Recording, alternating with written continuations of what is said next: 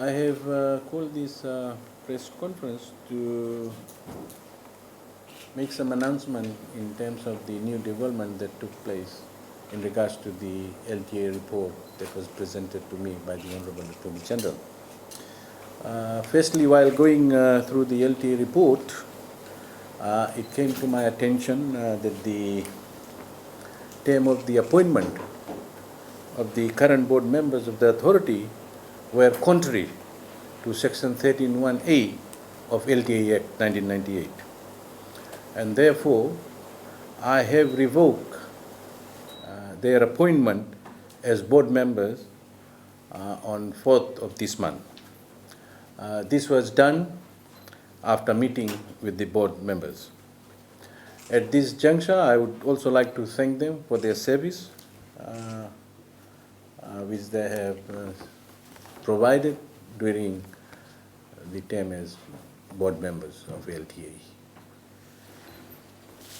So from now onwards, what will happen, on Wednesday, I'm going to appoint a review committee, as stated in the report, and also I'm going to appoint a complaints unit which will be based in 3 divisions, namely Western, Northern, and Central.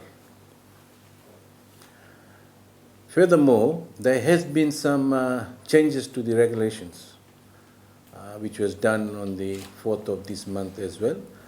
These were some of the regulations that was discussed earlier on, and as the minister responsible, I was to implement, and which I have done. Cabinet has endorsed that, and that is in regards to the amnesty. Now it's open, 12 months amnesty. Those vehicles which were out of road for 4 or 5 years, they can bring it back during this amnesty period, and there will be no fee that normally used to be charged by LTA will be charged.